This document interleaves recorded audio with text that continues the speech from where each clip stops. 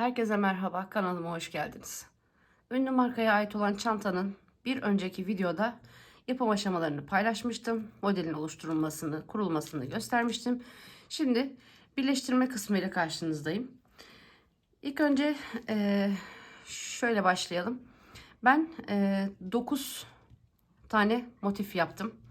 Normal orijinalinde 11 tane, sıra halinde motifler var. Yani 5 tane siyah, pardon, tabii 5 tane siyah, açık renkli olan kullanmış. Ben koyu kahverengi kullandım. Benim tabanım biraz daha kısa kaldığı için ben 9 motifte bırakmak zorunda kaldım. Tabii siz biraz daha uzun taban bulursanız eğer 11 motifli de rahat bir şekilde yerleştirebilirsiniz. Ben ilk önce şöyle bir taban ölçüsünden bahsedeyim. Benim tabanım 32 santim ve 13 santim genişliklerinde bir tabanım var.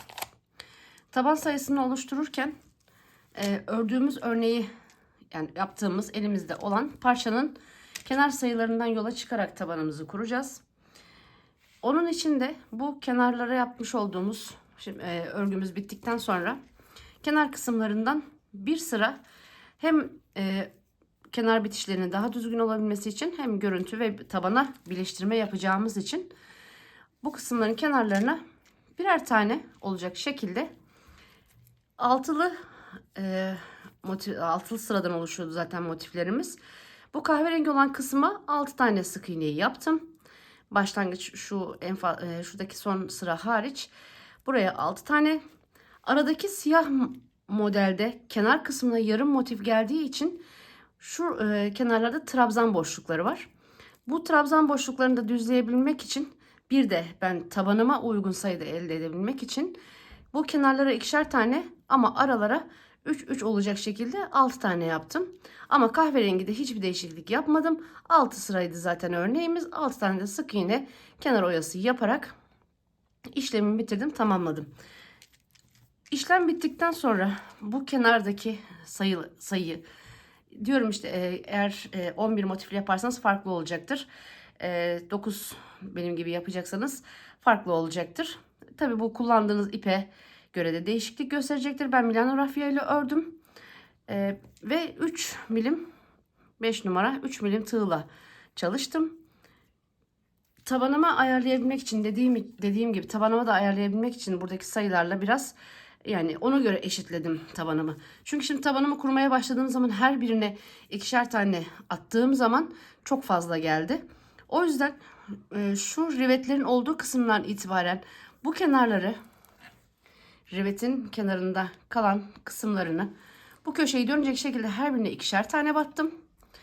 Bu aradakilerini de bir rivetten diğer rivete olacak şekilde olan kısımlarını da bir tek bir çift, bir tek bir çift olacak şekilde ayarladım ve dediğim gibi bu kenar sayılarına da sadık kalarak, çünkü birleştirmede birebir birleştirme yaparsanız çok daha düzgün, temiz bir görüntü elde edersiniz.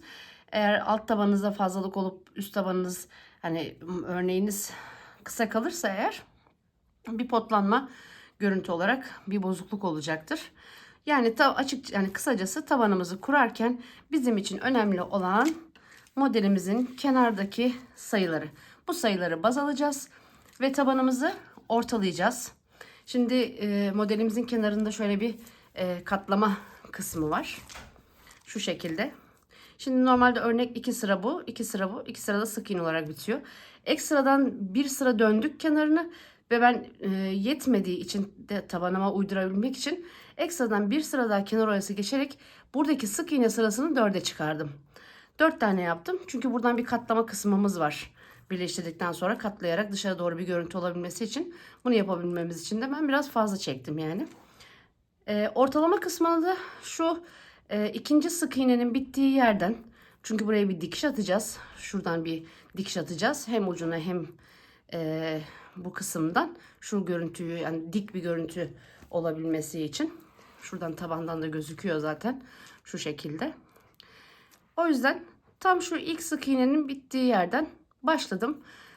İlk önce tabii ki şeyi ortaladım. Tabanımın ortasını buldum. Örneğimi iki parça zaten ördük. İsterseniz tabii bunu tüm de yapabilirsiniz. Bu görüntüyü yapmak istemiyorsanız o tamamen size kalmış bir şey. Bu kısmı şu rivetlerin olduğu yerden yine orta kısmı o şekilde belirledim. Tam rivetlerin üst kısmından hizaya gelecek olan deliklerden başlayarak 1, 2, 3, 4, 5, 6 ve 7.'si benim için orta. 1, 2, 3, 4, 5, 6. Şuradan itibaren 1, 2, 3, 4, 5, 6 ve 7. 7 bana orta olacak şekilde orta kısmını belirledim rivetlerime göre ve tabanımı bu şekilde buradan birleştirmeye başladım. Birleştirmeyi de ilmek kaydırmayla yaptım. Gördüğünüz gibi görüntü çok muntazam ve düz bir şekilde. Bu şekilde bir görüntüsü oldu. Şimdi bunları sırayla devam ederek yapacağız. Ben yarısını yaptım. Yarısını da sizinle beraber yapalım. Sonra da en son çanta birleştirme kısmına geçeriz. Şu benim ipim burada takılıydı zaten. Bunu böyle kenara alayım.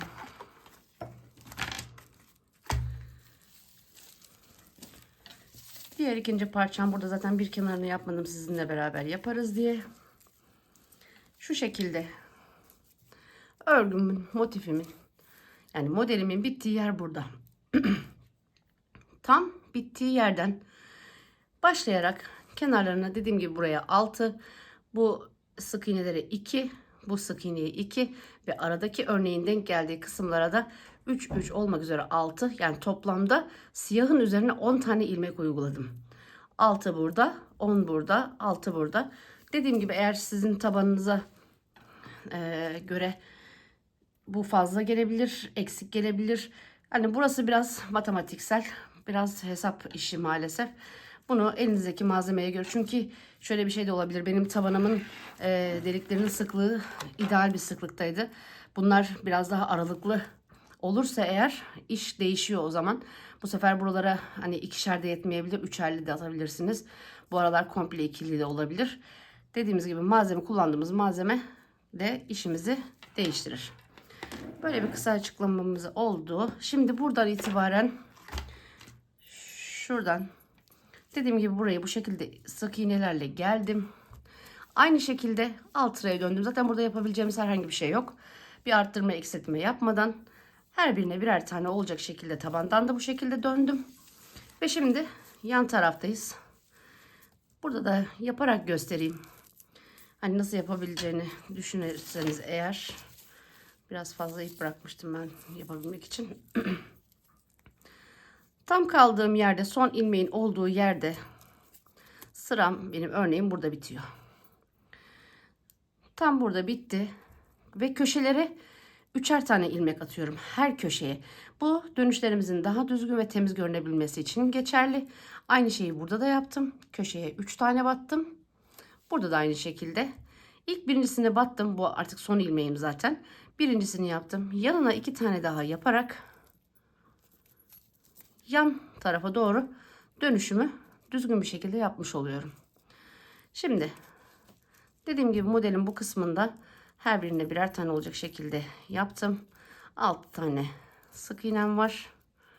6 tane sık iğnenin her birine birer tane olacak şekilde 3 4 ve arada bir buraya ipi taktığım için bir parça ipim var. Onu da arada saklayarak devam ediyorum.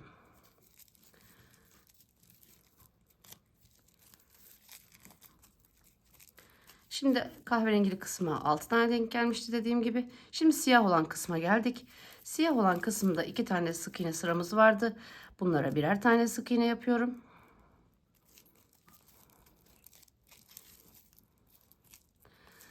Ama şu aradaki örneğin bu boşluklu kısımları, yani trabzanlı kısımları denk geldiği için buraları da ilk başta 2'şer tane yapmıştım.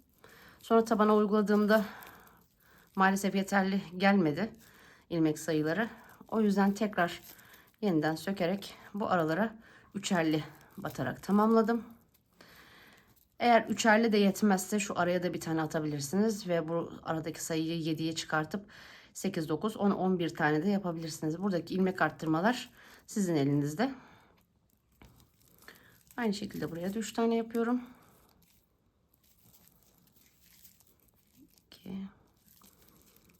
3. Şimdi 2 tane trabzanım, sık iğnem kaldı. 2 tane de yaptım. Yani siyahın üzerine tam 10 tane sık iğne yapmış oldum böylelikle.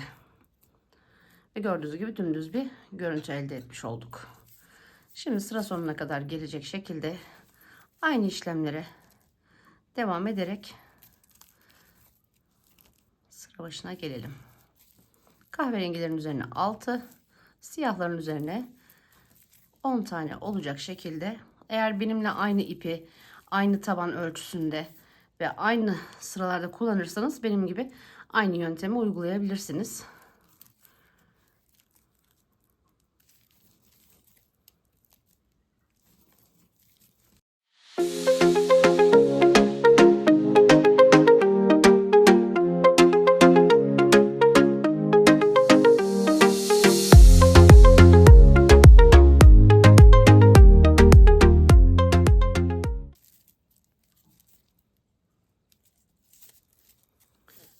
Evet, sıra sonuna kadar geldim.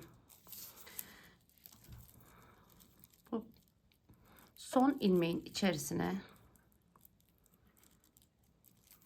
3 tane yaparak dönüşümü sağlıyorum. 2 ve 3. Gördüğünüz gibi dönüşümüzü tamamladık. Şimdi burada zaten her birinde birer tane olacak şekilde bu kenara kadar geliyorum. Bu kenara geldiğim zaman da burada son ilmekte bir tane var. Yanına 2 tane daha yapıp burasını, bu kenarı bitireceğim. Sonra bir ufak bir işlem daha yaptım ben. Onu göstereceğim.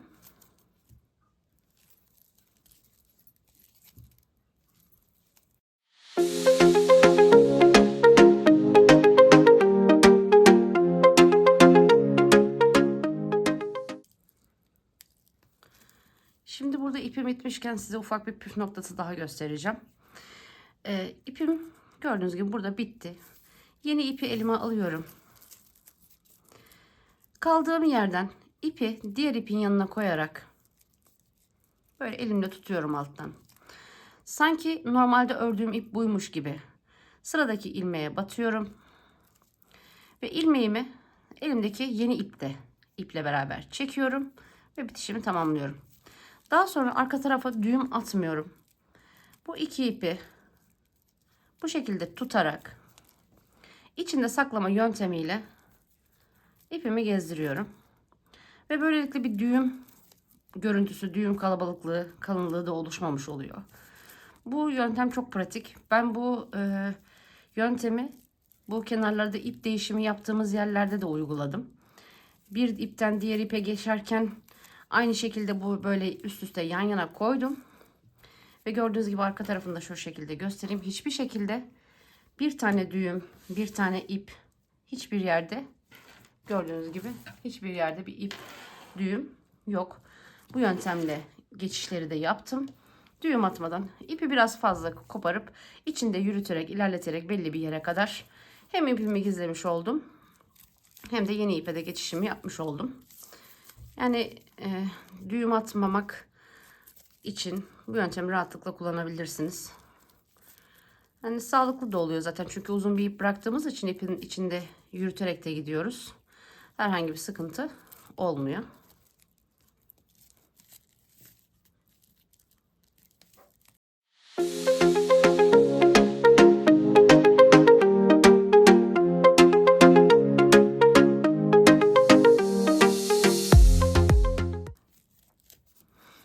Evet. Sıranın sonuna geldim. Son ilmeğimdeyim. Son ilmeğim dediğim gibi dönerken bir tanesini yaptığım için yanına 2 tane daha yapıyorum. Ve ipimi ilk ilmeğe ilmek kaydırma yaparak birleştiriyorum. İpimi kesiyorum. Bir yanındaki ilmeğin içinden de geçirerek arkaya alıyorum ipimi. Ve daha sonra onu arka tarafta saklayacağım. Şimdi Ben normalde çanta aslında bu şekilde, kenarları bu haliyle normalde bitmiş olacak. Ama dediğim gibi ben tabanımı bir örnek fazla yaptığım zaman fazla geldi. Bu şekildeyken bıraktığım zaman da kısa geldi. O yüzden ekstradan kenarlarına sadece bu baş ve son kısmına birer sıra daha sık iğne yaptım. Ve o şekilde dengelemeye çalıştım. Ya bunlar ufak tefek püf noktaları aslında. Yani işinizi düzgün, hani rayına getirebilmek için kullanabileceğiniz küçük pratik işler.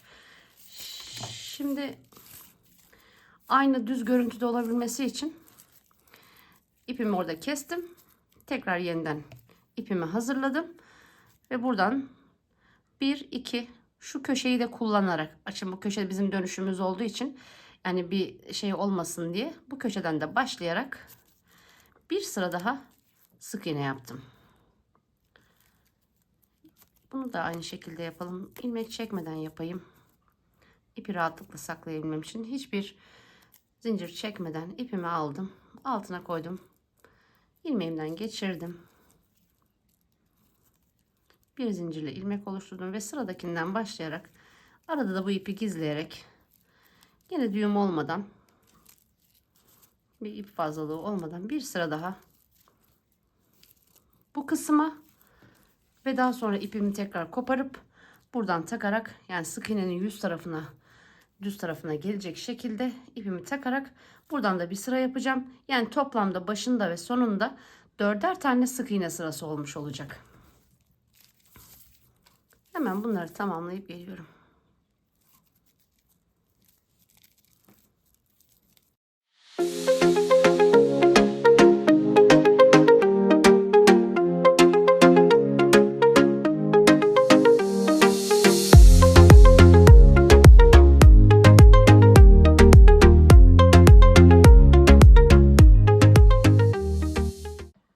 Evet, şimdi kenar işlemlerim de bitti. Her tarafı eşitledim. Şimdi tabana monte işlemine devam edelim. Şu şekilde, eğer şu görüntüyü istemiyorsanız, bu katlama kısmını istemiyorsanız, eğer dilerseniz bu fazlalık iki sırayı yapmadan, daha doğrusu hani örneğinizi komple uzun bir şekilde yaparak her tarafını eşit bir şekilde dönerek monteleyebilirsiniz. Ben iki parçadan yaptığım için şimdi orta kısımda bıraktım, buradan dikiş olacak. Aynı şekilde çantanın diğer parçasını da elime alıyorum ve onu da bunun yanına koyuyorum. Sık iğnelerimin düz olan tarafı, şu şekilde sık iğnelerimin düz olan tarafı benden yana olacak şekilde şöyle bir ayarlayayım. Düz tarafı benden yana.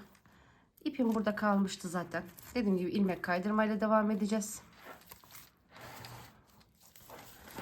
Büyük bir parça, biraz elimde zapt etmesi zor oluyor. İpim alt tarafta kalacak, iç tarafta kalacak ipim, çünkü ilmek kaydırma yapacağımız için. Şimdi ipim alt tarafta, sıradaki tabandan sıradaki ilmeğime batıyorum. Ve buradan da dediğim gibi dikiş yapacağım için, şuradan dikiş yapacağımız için burada bıraktığım kadar, burada 3 sırayı bıraktım. Şuradan tam başladım. 1 2 3 sırayı bıraktım. Aynı şekilde buradan yaparak 1 2 3. bırakıp şuradan tığımı takıyorum. İpimi alttan çektim, geçirdim. Ve buradaki ilmekten de geçiriyorum. Ve tığımın içindeki ilmekten geçiriyorum. Ve bu şekilde ilmek kaydırma yapmış oluyoruz. Sıradaki sık iğneye batıyorum. Karşı tarafta motiflerin olduğu yerden sık iğneye batıyorum. İpim alt tarafta. Alt taraftan ipimi çekiyorum. İlk önce parçamdan, sonra da tabandaki sık iğneden ve en sona tığımdaki sık iğneden geçirerek ilmek kaydırma yapıyorum. Şimdi her birine, zaten sayılarım eşit olduğu için her birine birer tane olacak şekilde böyle ilmek kaydırma yaparak devam edeceğiz. İsterseniz bunu dikerek de yapabilirsiniz. Bu işlem zor gelirse eğer dikerek de yapabilirsiniz. Ama çok muntazam bir görüntü var şu anda. Yani ilmek kaydırma ile yaptığımız zaman şu şekilde. Çok aşırı sıkı yapmamaya dikkat edin. Çünkü ilmek kaydırma esnemeyen bir örgü çeşidi. O yüzden sıkı yapmamanız sizin için iyi olur. Hani en azından büzme yapmaz. Belli bir ilmek boyutuna getirip ilmeklerinizi hep bu şekilde eşit olacak şekilde yapmaya çalışırsanız düzgün bir görüntünüz olur. Sıradakine taktım. Hemen karşı taraftan da alıyorum. Şimdi artık burada gösterebileceğim çok fazla bir yer kalmadı. Bunu bu şekilde. Dediğim gibi eğer aynı sayılarda yaptıysanız veya işte kendi tabanınıza göre sayılarınızı ayarladıysanız zaten birebir ilmekleriniz denk gelecektir. Bunu buradan bu şekilde teker teker yaparak buraya kadar geleceğiz. Ve burada da aynı şekilde başta bıraktığımız gibi 3 taneyi bırakıp bunu burada birleştireceğiz. Birleştirme işlemi bittikten sonra şurasını bağladığımız için buradan göstereyim. Bu işlemde bittikten sonra şu iki parçayı üst üste koyarak tam tabandan itibaren birleştirme yaptığımız yerden, şu bıraktığımız yerden başlayarak sıra hiza boyunca, zaten sık iğnenin hizası belli. Hiza boyunca ilk önce buradan bir dikiş atıyoruz. Sıra sonuna kadar gelecek. Bu dikiş bittikten sonra şu ağız kısmını onu daha tam karar vermedim. İsterseniz kapatabilirsiniz, isterseniz kapatmayabilirsiniz. Ve en son bu uç kısımlarını da yine ilmek kaydırma yöntemiyle yapacağız. Burasını da bir ufaktan göstereyim. Nasıl bir ilmek kaydırma yapacağımı. Örneği genişletmeden ilk önce gördüğünüz gibi ilmeklerin iki kanadı var. Bu iki kanadın iç taraftakini alacağım. Ve diğer taraftan da iç taraftakini alacağım karşılıklı. İpimi taktım. Geçirdim. Bu şekilde bir bu iç ilmekten, bir de diğerindeki iç ilmekten, ilmeklerin birbirine bakan kısımlarından, kanatlarından alarak ilmeğimi çıkarıyorum. İlk önce birincisinden, sonra diğerinden ve tığımdakinden geçirerek bu şekilde burada ilmek kaydırmalar yapacağız. Bu da hani hem tok bir görüntü yaratacak, bir de orta kısmında yani birleşme yerindeki o düzlüğü sağlayacak bize. Hem buradan yandan baktığımız zaman da bir fazlalık olmayacak, hem bu taraftan da baktığımız zaman olmayacak. Orta kısmında şu şekilde muntazam bir birleşme olacak. Birkaç tane daha yapalım. Daha net bir şekilde gözüksün. Zaten buradaki ilmekler de birbirine eşit olduğu için burada da bir sıkıntı yaşamayacaksınız. Yeter ki sıra başında doğru ilmekten tutturup başlayın. İsterseniz eğer herhangi bir hataya yer vermemek adına isterseniz alt kısmından, dip kısmından da başlayabilirsiniz. Şu şekilde alttan tabanı kapatıp buradan dönerek yukarıya doğru da çıkabilirsiniz. Hangisi kolayınıza gelirse. Şu şekilde yaptım. Gördüğünüz gibi çok şık bir görüntü oluyor. Şöyle ipimi çekeyim. Şöyle düzlediğimiz zaman orta kısmı bu şekilde ve katladığım zaman da hem buradan görüntü kirliliğini kapattım, hem yan tarafları ekstra bir fazladan bir çıkıntı yapmamış oldum bu şekilde. Şimdi gelelim askı kısmına. Burası da bu şekilde tamamlanacak. Benim elimde şimdi hazır bir askı bulamadım, ben buna uygun olacak şekilde elimde yoktu ve kendi askımı kendim ürettim diyeyim. Şu an tam bitmediği için belki tam da net belli olmaz ama şöyle bir çanta sapım vardı.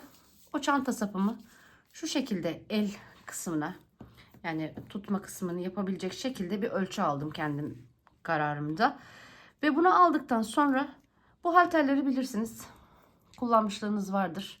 Bu vidalı halterleri kullanarak bunlar bu şekilde açılıyorlar. Yerine taktıktan sonra bunları genellikle yan kapama olarak çok kullanıyoruz. Geniş bir çanta olduğu zaman yan kapama olarak görüntü olarak da şıklık olsun diye. Ben bu çantaya siyah sap uygun gördüm. Hani taba koyu kahverengim yoktu açıkçası elimde. Taba rengi de çok üzerinde sırıttığı için yani genel olarak tabanında siyah kullandığım için siyah bir sap tercih ettim. Gördüğünüz gibi şu şekilde bir tanesini açarak tekrar takacağım. Şu çantanın orijinalinde şurada bir görüntü olarak bir katlama yeri var. Katlanmış duruyor bu şekilde, büzülmüş şekilde duruyor. Şu şekilde büzülmüş duruyor. Onu elde edebilmek için dediğim gibi eldeki imkanları kullandım. Gerçek orijinal sapını bulabilirseniz tabii ki daha şey olacaktır. Ben 9 modele göre ayarladığımda benim ortalarım buraya denk geldi. Ama 11 model yapacaksanız eğer ortanız değişecektir. Onu kendi ortanıza göre, yani ördüğünüz modele göre ayarlamasını yaparsınız. Şu şekilde bir tanesini çıkartayım. Dediğim gibi ben kendim sapı kestiğim için ve ortasından da bir tane uyuyacak şekilde bir delik açtım.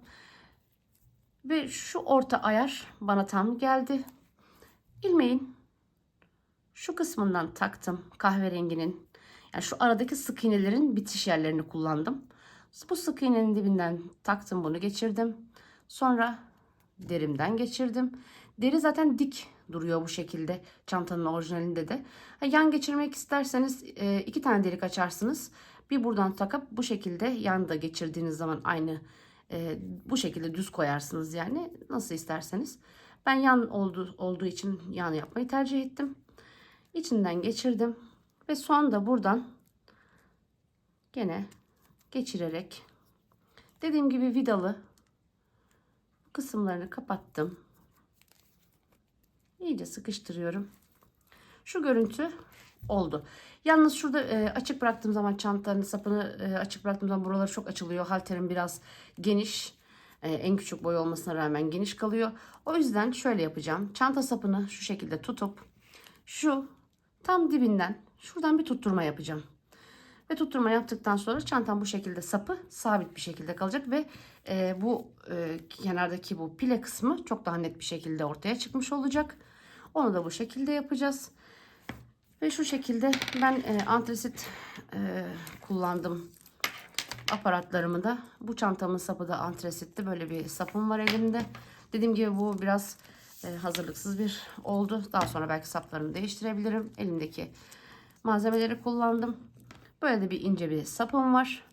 Biri kalın, biri ince olduğu için işte bir dengesizliği var. Bunu şu anda gösteriyorum. Mutlaka antresit sapı daha geniş, aynı bu kalınlıkta bir sap alıp kenarlarını da onu yapacağım. Kenar işlemleri bittikten sonra da çantanıza saplarınızı da taktığınız zaman kenar kısımlarına şu birleştirdiğimiz yerden gösterelim. Şimdi burası bu şekilde dikilecek. Şurada bir şey olacak. İsterseniz şu aradan şu ikisini kullanarak buradan isterseniz bir halka aparatta kullanabilirsiniz. Halkayla da takabilirsiniz. Çantanızın ucundaki aparata göre değişir. Bu şimdi mesela yan, bunu bu şekilde şuradan içinden sokup diktiğiniz yerle beraber şu şekilde de takabilirsiniz. Şöyle görüntü de bu şekilde olur. İçinden geçer. Benim çanta için anlatabileceklerim, söyleyebileceklerim şu an için bu kadar. Herhangi bir sorunuz olursa bana yazabilirsiniz. Cevabını vereceğim mutlaka. İlk örneği kurarken bir düzeltme kısmı yapmıştım. Onu tekrar buradan da bir hatırlatma yapayım aklıma gelmişken. Şu siyah kısmındaki yarım motifleri yaparken en son yaptığımız bu fıstıktan sonra mutlaka aşağıya yani üzerine arada zincir çekmeden bir tane dolayıp bir tane trabzan yapıyoruz şu zincire bağlayarak. Eğer buradaki bu trabzan zincirini yapmazsak üst sırada sayımız eksik çıkıyor ve modelimiz tam oturmuyor. İlk videoda ben o kısmı atlamışım. Hani yeni modeli kurarken orasını atlamışım. Sonradan yaparken fark ettim. Düzeltme olarak da yazdım zaten videonun altına, ilk bölümün altına. Burada da tekrar bir üzerinden geçmiş oldum. Bitmiş artık, son haliyle de mutlaka fotoğraf olarak da video olarak da paylaşırım. Şu anda söyleyebileceklerim, anlatabileceklerim bu kadar. Dediğim gibi herhangi bir sorununuz olursa seve seve yardımcı olurum. Geri kalanı ile ilgili takıldığınız herhangi bir yer olursa mutlaka bana yazabilirsiniz. Sizlere yardımcı olacağım. Beni izlediğiniz için teşekkür ederim. Bir beğeni ve yorum yaparak desteklerinizi esirgemezseniz ve kanalıma abone olursanız çok memnun olurum. Herhangi bir sürçülisan ettiysem affola diyorum. Herkese iyi akşamlar diyorum. Kendinize iyi bakın. Hoşça kalın.